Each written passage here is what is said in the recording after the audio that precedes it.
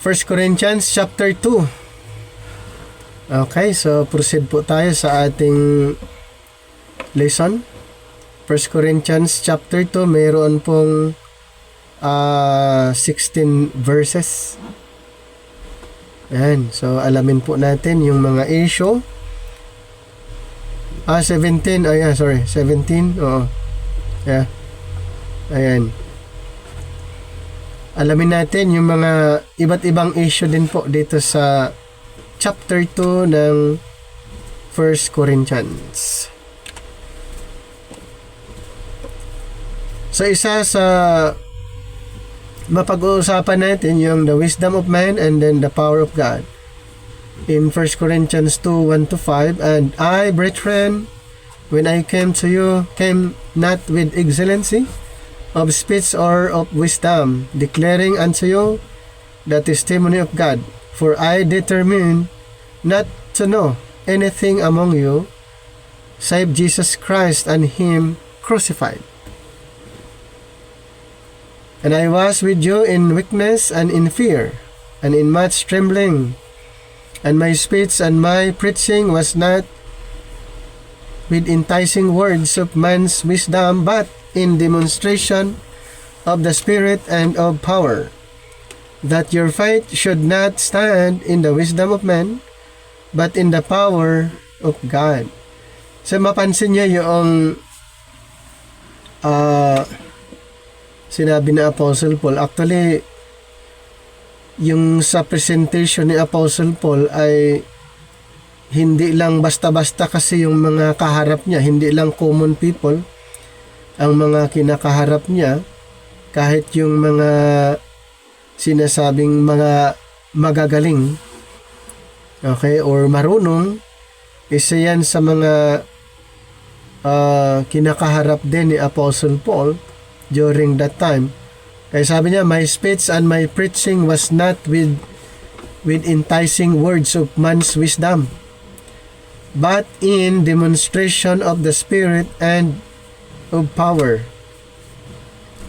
So sinabi na niya, alam naman natin yung tinatawag na enticing words, yung mga panghihikayat or yung gagawa sila or magsasalita sila ng mga magagandang salita, enticing words na pwedeng ma-deceive ang tao. Pero itong si Apostle Paul ay sinabi niya, hindi siya nagsasalita, hindi siya nangangaral na may mga dagdag or kung anong mga salita na pwede silang ma-persuade, but in demonstration of the Spirit and of power, that your faith should not stand in wisdom of men. Ang tendency, kung halimbawa siya ay nangangaral na base lang doon sa kanyang karunungan, pwede na ang kanilang paniniwala ay doon na nakaangkla sa karunungan ng tao, but in the power of God. Yun yung sinabi ni Apostol Pablo nung siya ay nangaral. At may mga conflict nga The Greeks at Corinth were taken up with the conflicting philosophies of the intellectuals of their day, mainly because this gave them an air of intellectualism, and they did want to be wise, as we read in 1 Corinthians 1:22. Kung mapansin po natin yung mga talagang mga filosofiya, marami yan during the time of Apostle Paul, at ito yung mahirap ma-convince actually yung mga marurunong during his time. Intellectually magaling, sabihin natin intellectually magaling, kaya isa yan sa mga na kaharap ng apostol natin na si Pablo. So, Paul truly learned man came to them, he did not seek to win them with excellency of speech or of wisdom, but with the mighty truth of his God-given message about Christ crucified. So, mayroon bang iba na ginagawa si Apostol Pablo para ma-convince niya itong mga magagaling na tao o mga marurunong? Kaya sabi nga niya, sabi niya, he did not seek to win them with excellency of speech or of wisdom. So hindi niya hindi yun ang kanyang ginawa, but with the mighty truth of his God-given message about Christ crucified. What James calls great swelling words of man's wisdom meant nothing to Paul. He knew and proclaimed the truth of the gospel. Basta kanyang ipinaliwanag lang kung ano yung kanyang tinanggap na ebanghelyo. Hindi na siya gumawa ng mga additional pa. Kung ano yung tinanggap niya, yun lang ang kanyang ipinangaral. Walang additional. Walang additional. Kung ano yung inirevealed ng Panginoon sa kanya, yun lang din ang kanyang ipinapangaral. In verse 17, that Christ had sent him to preach the gospel not with the wisdom of words, lest the cross of Christ should be made of none effect. Diba? Yung sa verse 17, sabi niya, Christ sent me not to baptize. Not to baptize, but to preach the gospel, or the gospel not with wisdom of words, lest the cross of Christ should be made of none effect. At malinaw po na siya ay inutusan, isinugo ng Panginoon para mangaral, hindi mag-perform ng bautismo. Siya po ay inutusan, isinugo ng Panginoon na mangaral lang. Not with wisdom of words, lest the cross of Christ should be made of none effect. So, how words can make a man appear profound and hide either his ignorance or his dishonesty?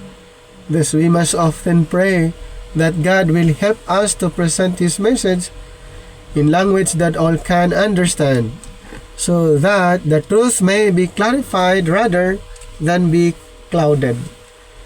Katulad ng binanggit po natin, mas magandang i-present lang natin with clarity, yung simple. Hindi na tayo gumamit ng mga mahihirap na words na hirap intindihin. Basta i-introduce lang natin ng mas simple at madali nilang maintindihan. At ganun si Apostle Paul. Okay? Yun yung kanyang ginawa. Hindi na siya gumamit ng kung anumang mga salita. Basta kanyang ini-introduce ang tinanggap niyang mensahe with clarity. Kung ano yung madaling maunawaan ng mga listeners. Some have held that the word testimony dito sa chapter 2 verse 1, kung balikan lang natin saglit. And I, brethren, when I came to you, came not with excellency of speech or wisdom, declaring unto you the testimony of God. So testimony here is really in the original word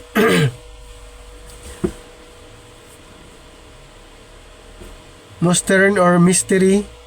This would fit nicely in verse 7. But we speak the wisdom of God in a mystery, even the hidden wisdom which God ordained before the world unto our glory, where Paul does indeed refer to the mystery. But we must not let the wish be far to the thought when studying the scriptures. So yung ipinapangaral ni Apostle Paul, kanyang itinitestify, ay yung tinanggap niyang mensahe. We must go by what God says, not by what we would like Him to say in His Word. So the word mystery, musterion. First, a thoughtful reading of verse 6 to 7. Howbeit we speak wisdom among them that are perfect, yet not the wisdom of this world, nor of the princes of this world that come to naught. But we speak the wisdom of God in a mystery, even the hidden wisdom which God ordained before the world unto our glory. So indicates that the apostle introduces that subject of the mystery at that point.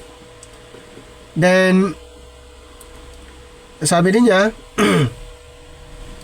saying that he was not using oratory or eloquence to convince his hearers, but rather was simply bearing witness. So this agrees with in verse number 6, where the apostle state, the testimony of Christ was confirmed in you. Kumbaga, yung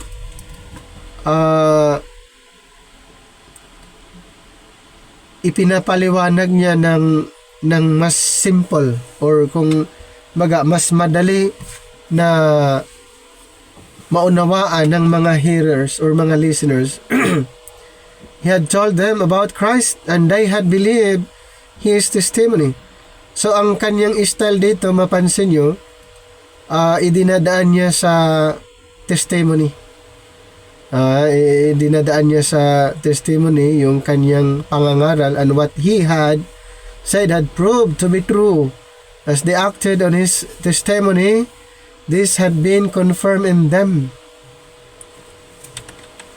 So in other words, he is saying, I didn't come to you with excellency of speech or of wisdom. So yun yung patutuo ni Apostol Pablo. I simply bore witness to what I knew to be the truth.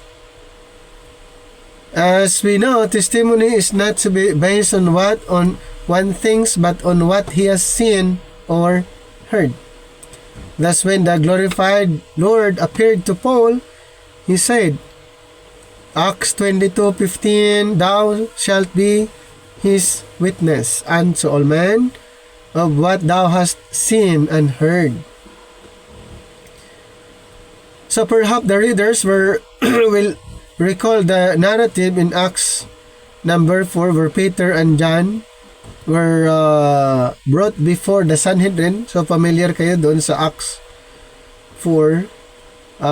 Sila Peter at kasama niya si John, nung iniharap sila doon sa Sanhedrin for healing the lame man without proper authority. So sila po ay dinala doon sa Sanhedrin at inimbestigahan yung kanilang pagpapagaling doon sa lame man, na kung baga kini-question yung authority. Peter's defense before the Sanhedrin was devastating, with the result that when they, so referring to the rulers, saw the boldness of Peter and John, and perceived that they were unlearned and ignorant men, and they marveled and took knowledge of them that they had been with Jesus.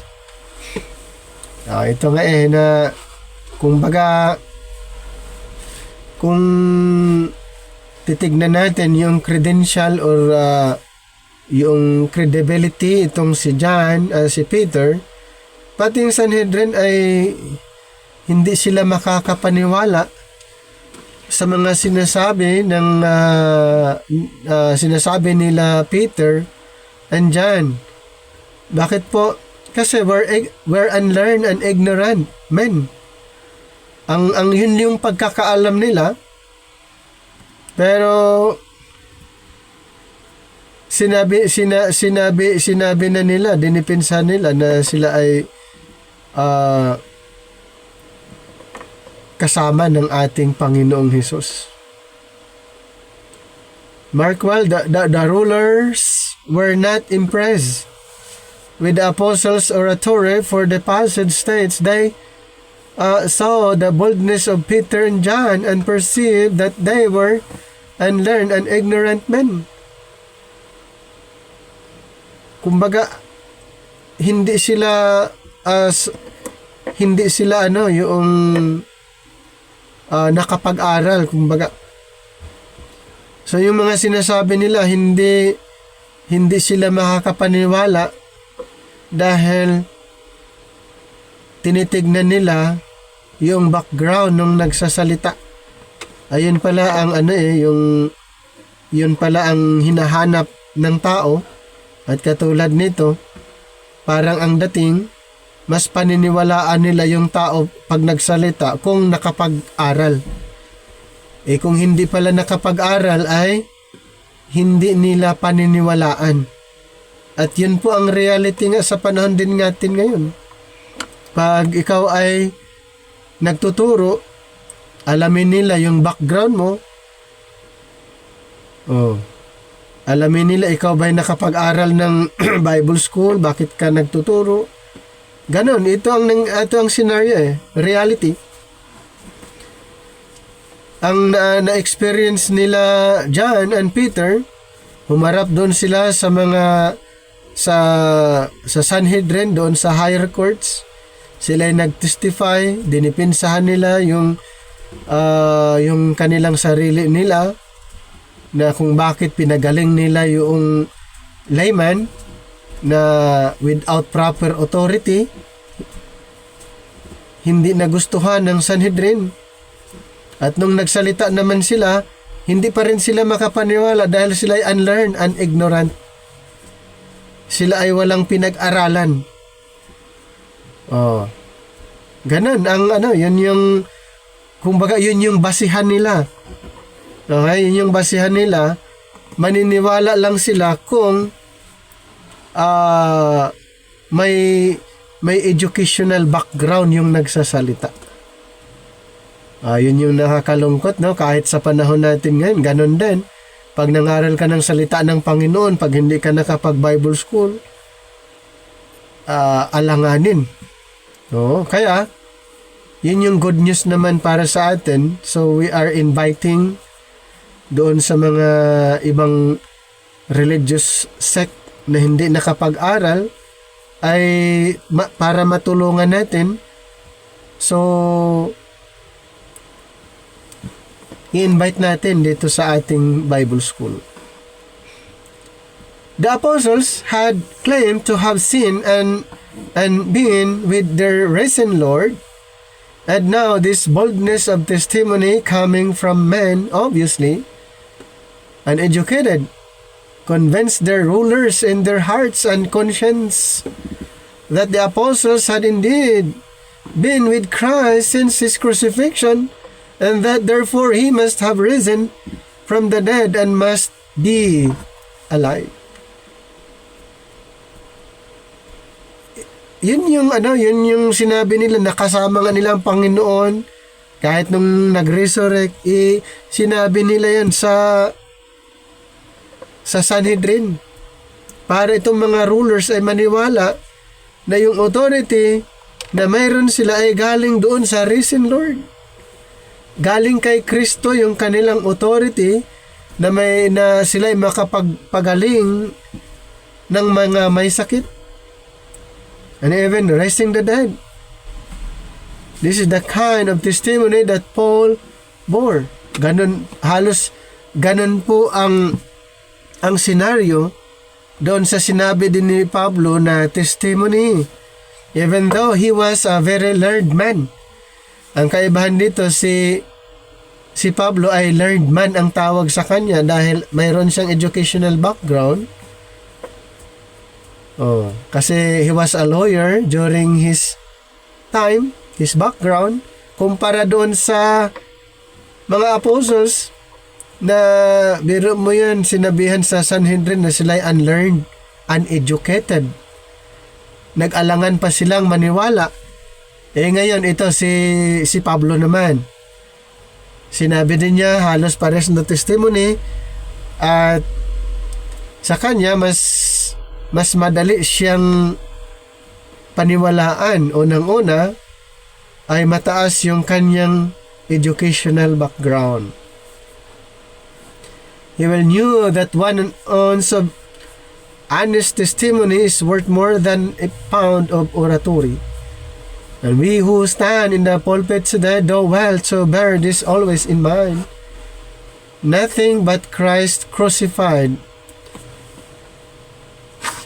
Chapter 2, verse 2, 1 Corinthians, for I determined not to know anything among you save Jesus, Christ and Him crucified. The apostle surely did not mean to imply here that he did not preach the burial and resurrection of Christ among the Corinthians, but these are implied in the preaching of the cross. Nandoon na yun. Not necessarily na isa-isahin. So when he was introducing, proclaiming the preaching of the cross, nandoon na po yun. His burial, His death, burial, and resurrection. For otherwise, our Lord's death could not be of saving value to us. Ganun po ang mangyayari. So, ulitin ko po. Paul implied the death, burial, and resurrection in his preaching. But he calls his message again and again the preaching of the cross. Diba? Mapapansin nyo lagi sa statement ni Apostle Paul, the message or the preaching of the cross. Pag sinasabing the preaching of the cross, nandoon na po yung kanyang paliwanag, the death of Christ, His burial, and resurrection. Because it was by the payment of the penalty for our sins that our salvation was secured. So, kompleto po yun. Yung pangangaral ni Apostle Paul ay complete. Yung death, burial, and resurrection ng Panginoong Hesukristo. Some have concluded from 1 Corinthians 15:3 that the preaching of the cross is a prophesied gospel and that Paul, like the 12, at first proclaimed a prophetic message. So, yung iba ay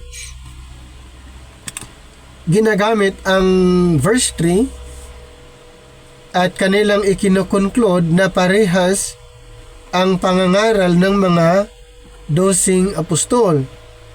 Hindi po sila nangangaral ng death, burial, and resurrection as good news.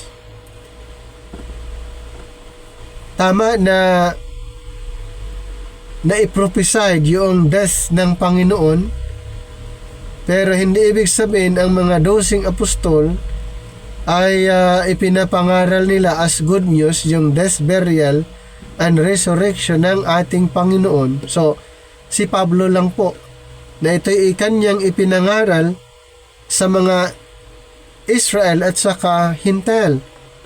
At kung paniniwalaan ang mensaheng ito, ay sila'y magiging miyembro ng isang katawan.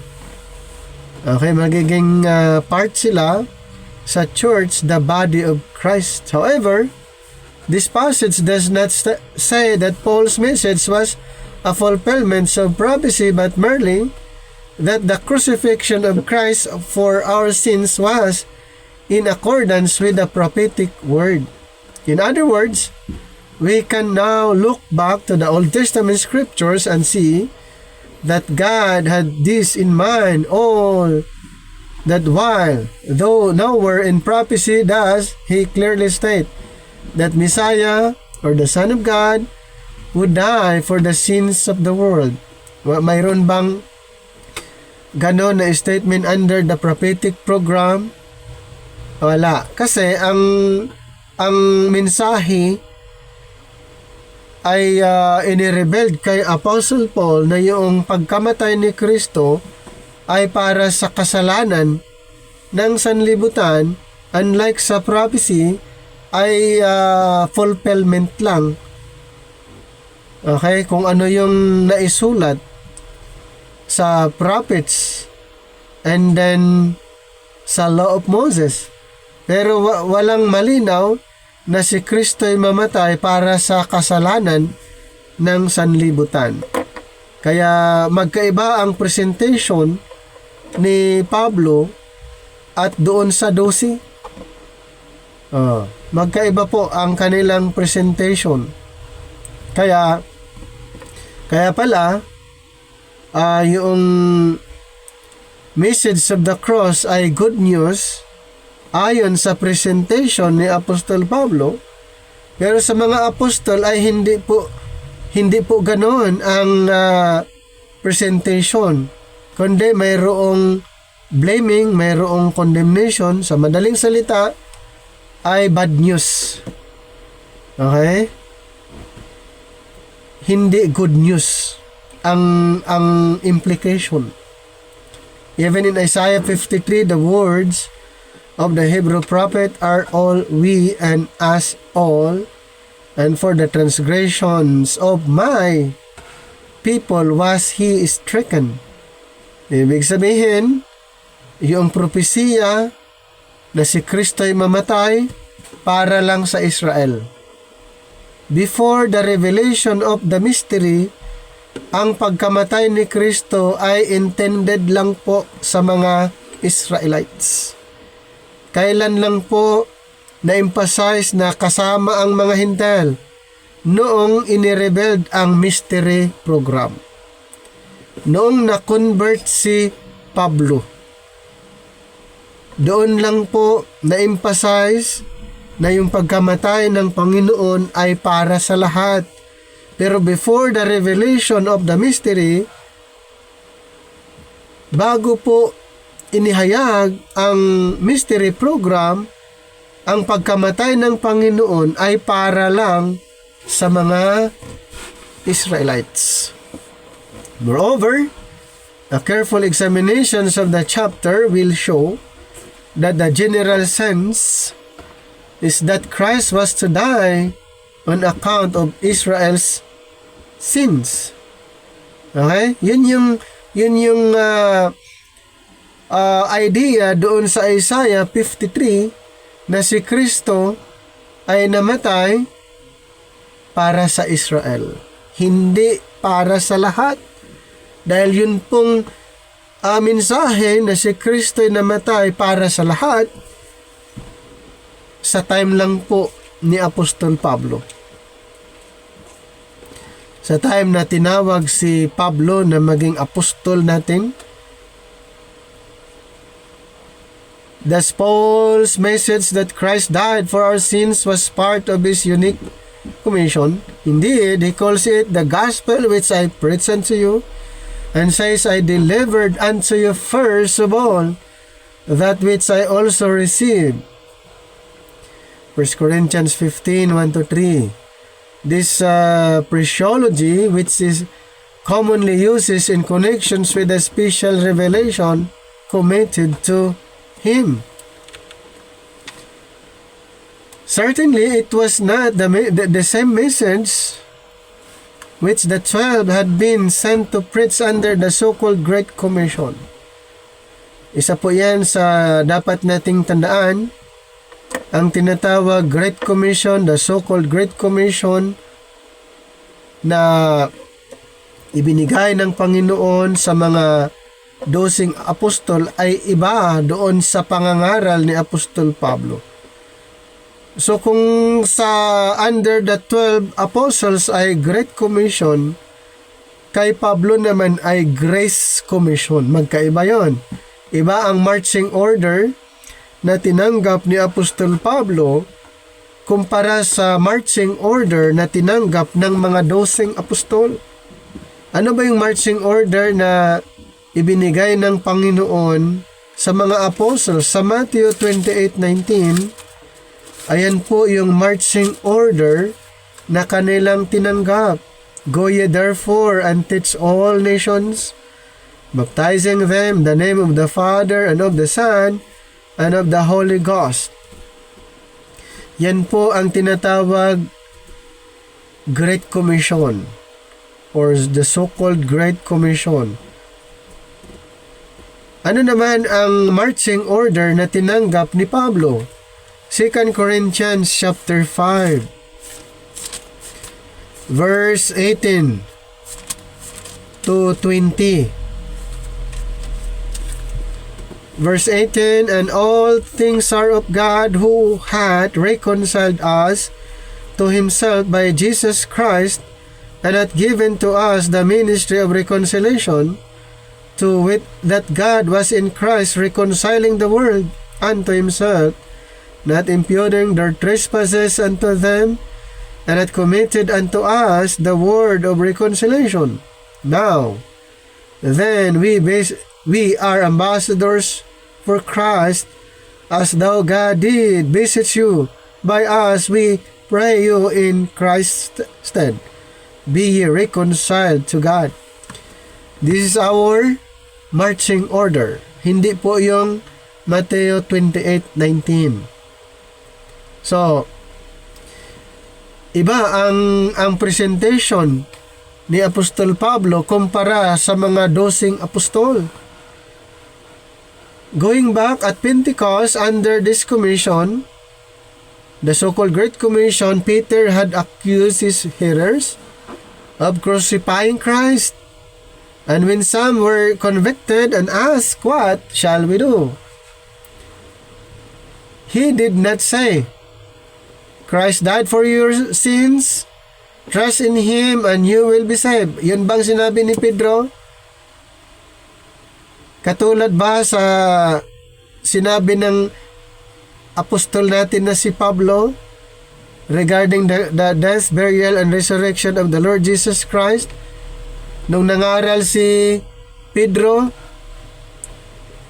pinagsabihan niya yung mga Israelites, Acts 2:36, na inyong pinatay ang Mesyas at sila'y na-convict. At sabi nila, what shall we do? Sinabi ba ni Pedro na Christ died for your sins? Trust in Him and you will be saved. Pero ang sabi niya, repent and be baptized every one of you in the name of Jesus Christ for the remission of sins, and ye shall receive the gift of the Holy Ghost. Acts 2:38. Dito pa lang, malinaw na iba ang gospel, ang mensahe na tinanggap ni Apostol Pablo kumpara sa mga 12 apostol. At yung mga nagsasabi na under sila sa Great Commission, dapat ang kanilang ipapangaral ay ang sinabi ni Apostol Pedro sa Acts 2:38, repent and be baptized. Hindi yung Christ died for your sins. Trust in Him and you will be saved. So the preaching of the cross then was indeed part of Paul's special commission. Kailangan malinaw sa atin, the preaching of the cross was indeed part of Paul's special commission. Hindi po yan part doon sa Great Commission na tinanggap ng mga apostol. Kaya malinaw na sa kanilang pangangaral ay hindi kasama yung preaching of the cross. Dahil hindi part ng kanilang commission. Great Commission. In fact, it was the essential part around which all else revolved, for there is not one blessing peculiar to the church today which does not find its root in Christ and Him crucified. So in Romans 5:9, paano na-justified ang mga believers ngayon? Dito po tayo sa Romans 5:9, much more than being now justified by His blood, we shall save from the wrath through Him. So, kung pag-usapan ang justification through the blood of Christ, Ephesians 1:7, the redemption and the forgiveness of sins through His blood. Sa blood ng Panginoong Hesukristo, in whom we have redemption through His blood, the forgiveness of sins, according to the riches of His grace. And then sa Romans 5:10, Romans chapter 5 verse 10, for if when we were enemies, we were reconciled to God by the death of His Son, much more being reconciled, we shall be saved by His life through His blood. At ganun din sa 2 Corinthians 5:20-21. In Romans 6:3, our oneness with Christ. Ephesians 2:13. 1 Corinthians 12:13 and Ephesians 2:16, the truth of the one body. Ephesians 1:3 and 7, our all spiritual blessings in heavenly places. 1 Thessalonians 4:14-18, the raptures of the church to be with Christ. Every one of these blessings and more come to us only because the Lord Jesus Christ suffered and died for us at Calvary. Hindi po yan binanggit, ipinangaral ng mga 12 apostol. Ito po ay masusumpungan, matatagpuan, malalaman nyo sa pangangaral ng apostol natin na si Pablo. All this then finds its roots in the preaching of the cross. Only the conditions of the Corinthians lead Paul to determine that among them he could not go into the ramifications, all that the cross had accomplished for us, but rather would stay close to the basis of this glorious message, Jesus Christ and Him crucified. Malinaw na kung bakit ipinapangaral din natin ang mga ito, dahil yun yung nilalaman ng preaching of the cross.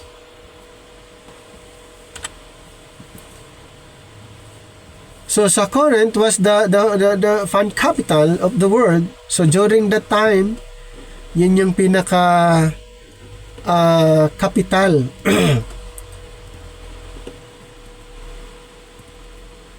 So, and its inhabitants had a tendency to be immature. So, this is why Paul, as he indicates in 1 Corinthians 2:6-7, could not teach them that glories of the mystery.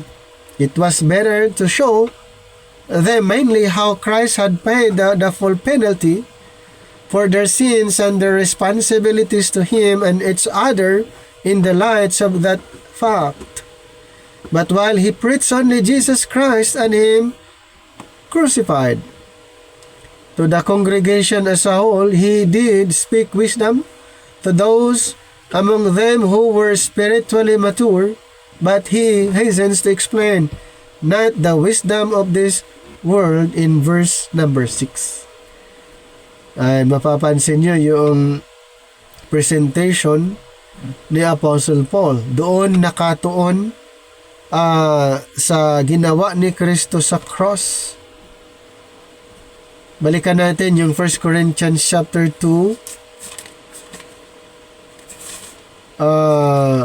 verses 3 to 5. And I was with you in weakness and in fear, and in much trembling, and my speech and my preaching was not with enticing words of man's wisdom, but in demonstrations of the Spirit and of power. 5. That your faith should not stand in the wisdom of man, but in the power of God. So Paul was by no means desirous to let people know how profoundly intellectual he was, or even how strong in character. Kaya dito sa verse 3, and I was with you in weakness and in fear and in much trembling. So this was a simple statement of fact for at Corinth, kasi yun yung audience ni Apostle Paul doon sa yung sa Corinth. So the tension had been so great and the dangers so ominous that the Lord himself had appeared to him in a vision by night to encourage him and to exhort him. Dito sa Acts 18 sa 9 and 10, be not afraid, but speak and hold not thy peace. For I am with thee, and no man shall set on thee to hurt thee, for I have much people in this city. So, with this assurance, he had continued at Corinth for a year and 6 months, and was mightily used there. So, believers who are prone to fear in witnessing for Christ will be encouraged to consider. So, ganun kasi ang nangyari. Yung mga Corinthian believers, isa yan sa mga in-encourage din ni Apostle Paul na magpapatuloy sila dahil natatakot sila sa pangangaral. Natatakot sila. So, ini-encourage. Paul fear at Corinth and his request to earnest prayer for boldness. Kaya,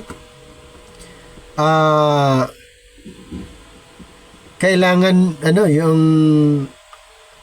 mayroong mag-pray sa kanila for boldness na kanilang maipangaral ang gospel of grace doon sa lugar na yon. So sa Ephesians 6:18-20, praying always with all prayer and supplication in the Spirit and watching thereunto with all perseverance and supplication for all saints, and for me that utterance may be given unto me, that may open my mouth boldly to make known the mystery of the gospel, for which I am an ambassador in bonds, that therein I may speak boldly as I ought to speak. So yun po yung purpose bakit nagkaroon ng prayer request para sa kanilang pangangaral ay hindi sila matatakot at kanilang maipaliwanag ang gospel with clarity. May we learn the lesson so that without pretense we may simply bear witness to the truths of God, that He may use our testimony for the salvation and blessing of others, that their faith might not stand in the wisdom of man, but in the power of God. So yun po yung isa sa mga tinitignan, kasi nga kaalaman natin doon sa background ng Corinthians, mas maraming mga marurunong. Kaya kailangang maingat sila na magpaliwanag. Baka naman ay sasabihin ng karamihan na ito ay galing lang sa kanilang karunungan. Might not stand with the wisdom of man, but in the power of God. Kaya sa verse 6 to 8, dito sa verse number 6, howbeit we speak wisdom among them that are perfect, yet not the wisdom of this world, nor of the prince of this world that come to naught. But we speak the wisdom of God in a mystery, even the hidden wisdom which God ordained before the world unto our glory, which none of these prince of this world knew. For had they known it, they would not have crucified the Lord of glory. Kung ganun po ang scenario, kung ang mystery program ay nakakaalam o may ibang nakakaalam or the prince of this world, dito sa verse 8, and which none of the prince of this world knew, for had they known it, they would not have crucified the Lord of glory. So, ang mystery program ay walang ibang nakakaalam maliban lang kay Pablo, dahil sa kanya po inirevealed ang programa. So, it was the great revelation of the mystery which Paul proclaimed to more mature. Kanino lang inirevealed? Kay Pablo. Hindi nga alam ng ibang mga propeta, maging apostol noon. Kay Pablo lang po ipinagkatiwala, inirevealed ang programang ito. And he says the proclamation of this great message was ordained before the world for ages unto our glory. This harmonized with half a dozen other Pauline declaration about the mystery, but especially with Colossians 1:27, where it says that God would have his saints know what is the riches of the glory of his mystery. And this agrees too with in verse 8, where referring back to the wisdom of the prince of this world, he says that they knew nothing of this, for had they known it, they would not have crucified the Lord of glory. He does not make this statement in defense of those who crucified Christ, of course. They knew at the very least that they were condemning an innocent man to death. And after they had crucified him, they knew that he was indeed the Christ. Rather, the apostle makes this statement to point out that had this prince known about the mystery at the time and had therefore not crucified Christ, the mystery, God's eternal purpose in the crucifixion, could not have been accomplished, much less revealed. Therefore, God let them crucify his beloved Son without letting them know beforehand his purpose in permitting this. Kaya nga kay Pablo lang ipinagkatiwala. Sa kanya lang inireveal yung mystery. Hindi po nalaman noon ng mga tao noon, mga propeta at mga apostol. Kay Pablo lang kasi mayroong programa. Dito sa verses 9 to 13, but as it is written, eye hath not seen, nor ear heard, neither have entered into the heart of man the things which God hath prepared for them that love him, but God hath revealed them unto us by his Spirit, for the Spirit searches all things, the deep things of God. Verse 11, For what man knoweth the things of man, save the Spirit of man, which is in him? Even so, the things of God knoweth no man, but the Spirit of God. Now, we have received not the spirits of the world, but the Spirit which is of God, that we might know the things that are freely given to us of God.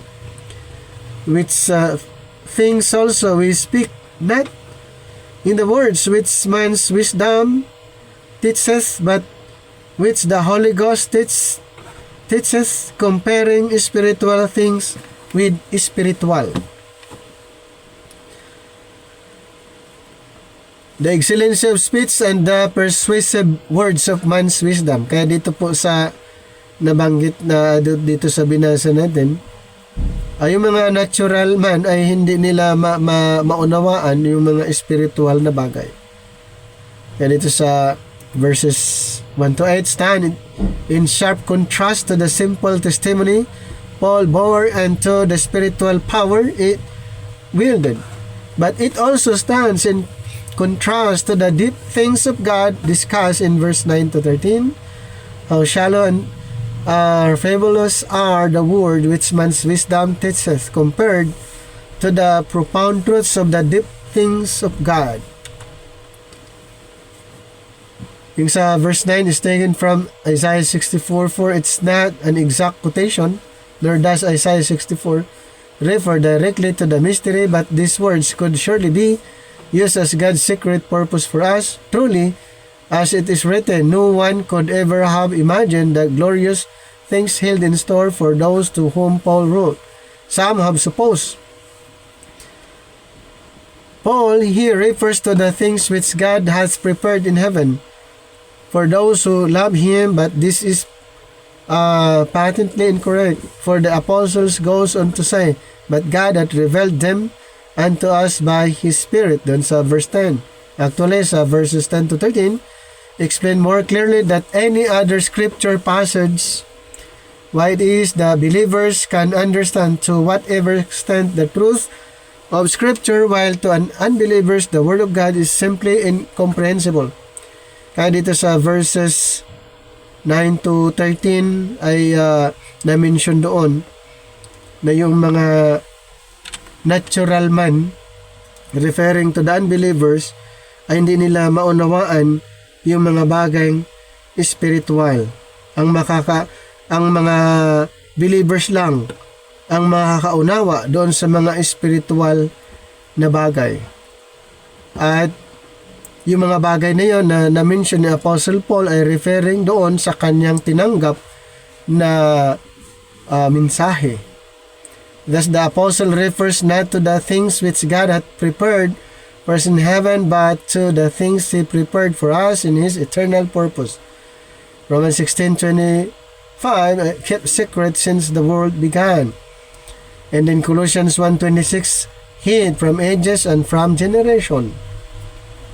So until they were revealed to the apostle Paul by direct revelation from the glorified Christ, and are revealed unto us by the Spirit. Kaya kay Apostle Paul muna na natutunan niya, nalaman niya, at saka natutunan din ng iba dahil kanyang ipinangaral.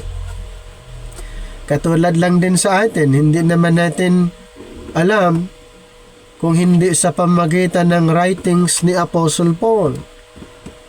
So kung hindi nag-revealed ang Panginoon, walang naisulat, hindi rin natin maunawaan. Kaya malinaw po, si Apostol Pablo ang pinagkatiwalaan, sa kanya inirevealed, and then natutunan din ng iba dahil ito'y kanyang ipinangaral at kanya ring isinulat.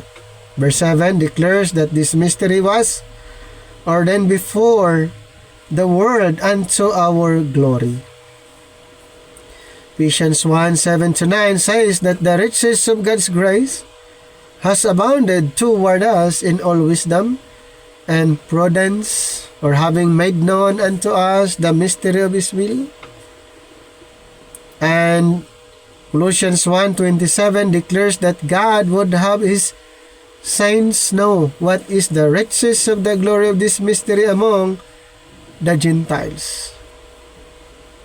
Noon, nabanggit natin, walang nakakaalam.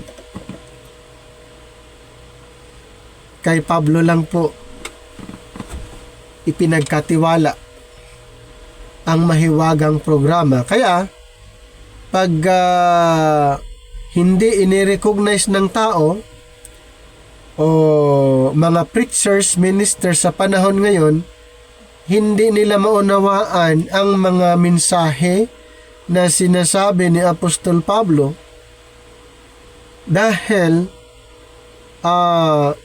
hindi nila pinaniniwalaan na si Pablo ay isang apostol na pinili ng Panginoon. At kung ikaw naman ay mangangaral sa writings ni Apostol Pablo or sa gospel, ipangaral mo yung gospel na tinanggap ni Apostol Pablo, ay hindi ka rin maunawaan. Ganun po ang mangyayari. Si Dr. Ironside, isang theologian, tinatawag niyang the glorious revelation, the diadem of divine truth, the most precious gem, sabi niya. Pero hindi naman niya maipaliwanag.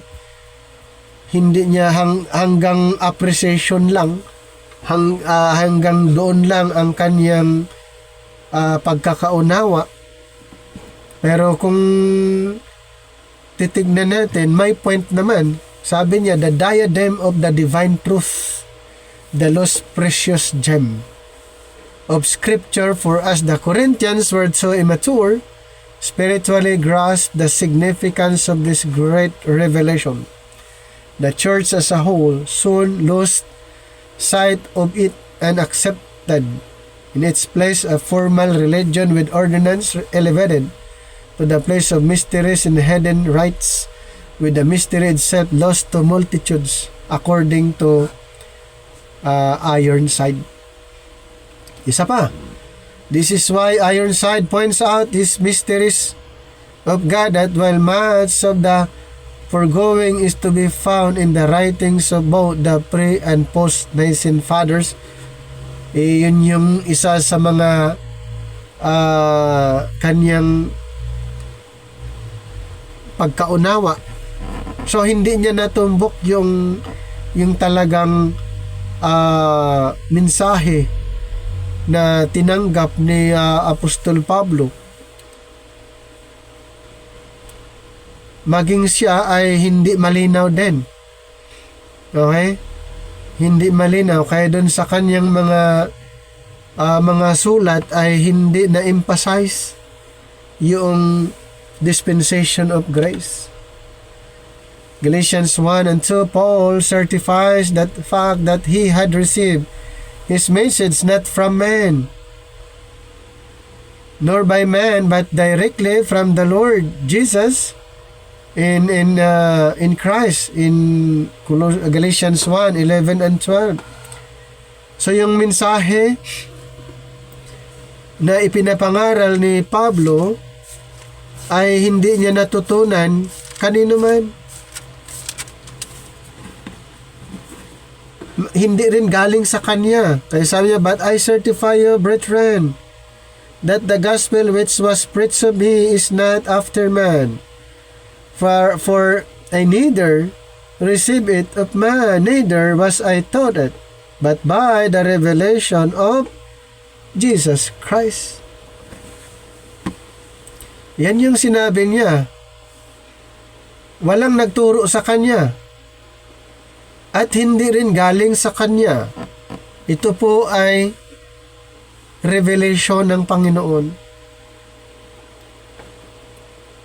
So, ito po ay ibinigay ng Panginoon sa kanya. Ang Panginoon mismong nag-certify. So, Paul made his message known to the Jerusalem leaders by the Spirit, and they comprehended it by the Spirit. Now, of course, it is by the Scriptures that these truths are made known, and the divine author of the Scriptures, the Holy Spirit. Kaya, noon maganda sa time noon ni Apostle Paul dahil mayroong direct na communication siya sa Panginoon, pero sa atin ngayon ay through His Word. Kailangang mag-aral. Kailangang aralin ang Bible. Verse 11 of the above passage, that questions is asked and answered, for what man knoweth the things of man, but the spirit of man which is in him. What earnest discussion the translator of the King James Version must have regarding this verse, at least if the wide disagreement on this passage in commentaries any indications of the difficulties they encountered. The word man, anthropos. So 3 times in this one verse na mention, but the problem arises the words, what man? For as we consider the sense of that passage, it appears that Paul had more than the human race in view, as only man can understand the things of a man. So only God can understand the things of God, or he who has the Spirit of God within him. Why is this? Because he does not possess the spirit of man, or but another man can understand and sympathize, and he can understand to whatever extent the things of a man, because he possesses the spirit of man. Note carefully, it does not say that one man can understand another. Such a statement would at least have to be qualified. Rather, it says that he can understand the things of a man. Okay? Or the things that pertain to man. So, yun yung point doon.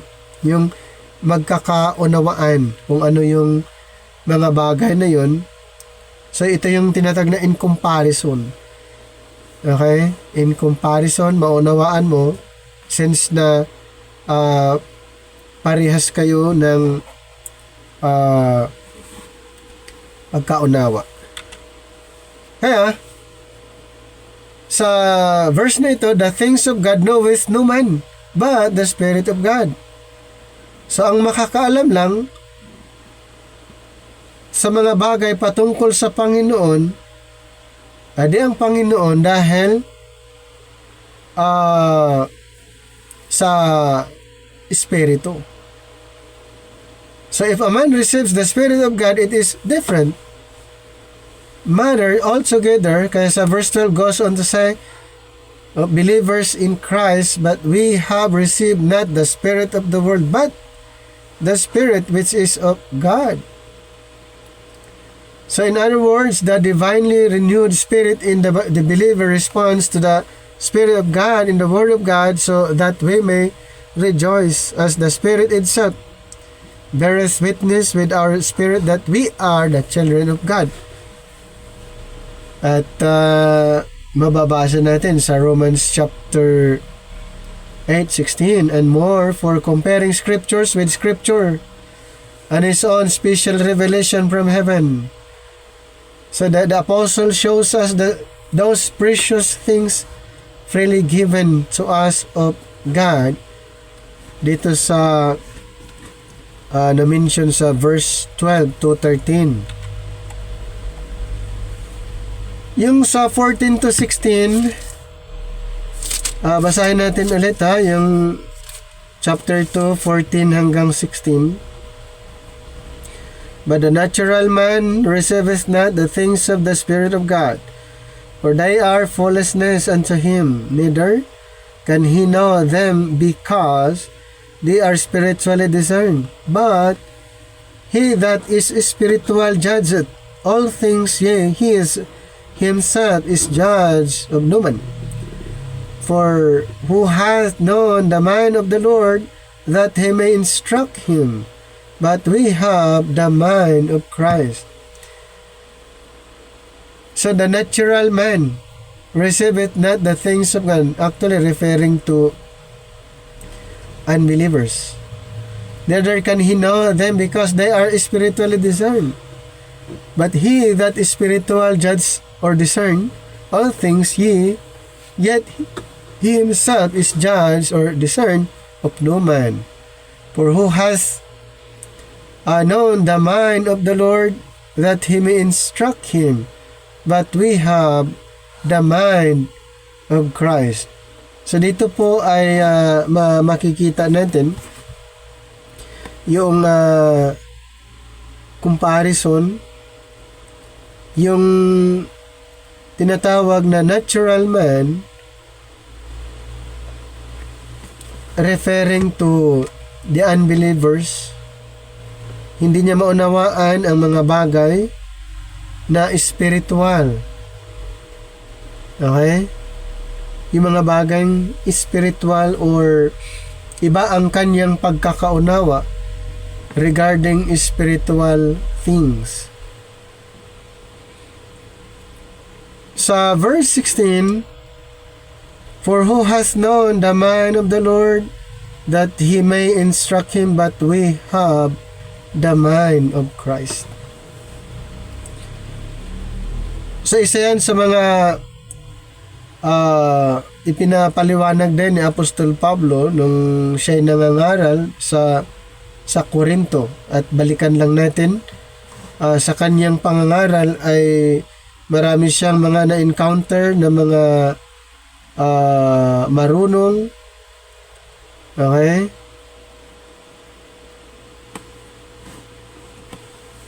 At ipinapangaral niya kung ano yung kanyang tinanggap mula sa ating Panginoon, kahit mayroong mga hindrance. Pero ganun pa man ay na-present niya ng maayos ang salita ng Panginoon, lalong-lalo na doon sa kanyang pangangaral tungkol sa message of the cross, kasi yun po ang kanyang isa sa mga ini-emphasize, yung the cross of Christ, yung the preaching of the cross. So yun po ang pinaka-main message niya doon sa taga-Korinto. Okay? So, ano ba yung natural man? So the meaning of this passage is clear that natural man as he is unregenerated without the Spirit of God in him, ibig sabihin, unbelievers receiveth not the things of the Spirit of God. Indeed, they are foolishness unto him, neither can he know them because they are spiritually discerned. The instructed Christian has only to listen to a panel of religious men of the world discussing the things of God, to witness their abysmal ignorance of spiritual things. But he that is spiritual, the regenerated, so iba ang spiritual man doon sa natural man, referring to the believers who has the Spirit of God within him and walks in the Spirit, discerns all things true, or though he himself is discerned of no man. He understands the laws about him and carnal Christians too, but they never quite understand him. Moreover, he understands and rejoices in the things of the Spirit of God in verse 14. Yes, the deep things of God in verse 10. So this passage in 1 Corinthians 2 specifically states that believers have received the Spirit of God that they might know the things that are freely given to us of God, the things which God had prepared for them that love him. This is why the scriptures and especially the mystery revealed through Paul have become so precious to those who receive them as God's word, sincerely endeavoring to rightly divide them, and so come to know more of Christ, searching their contents as a man searching for gold. Kaya napakaganda po yung kung maunawaan natin yung grace message, maunawaan natin yung programa ng ating Panginoon, ay hindi tayo ma-confuse, hindi tayo malito. Okay? For who has known the mind of the Lord that he may instruct him? But we have the mind of Christ. We have the mind of Christ because the Spirit dwells within us, and has always been the work of the Spirit to glorify Christ. Kaya, madali na lang maunawaan, lalo na using the divine method, right division, kung ito po ay makabisado natin or ma-familiarize, madali po nating maunawaan at ma-identify alin yung gospel para sa atin under the But Now program, at alin yung gospel na hindi applicable under our dispensation. Kasi karamihan sa panahon ngayon ay naipaghahalo ang gospel of the kingdom doon sa gospel of grace. Hindi ma-identify kung alin doon ang applicable para sa panahon natin ngayon. Hindi malinaw kung alin ang gospel na dapat ipapangaral. Kaya, we're introducing the divine method of right division dahil ito po yung susi. Okay? Ito po yung susi para maiwasan ang confusion. So, ang susi pala is right division. Okay po, sana mayroon po kayong natutunan dito po sa ating presentation sa book ng 1 Corinthians chapter 2.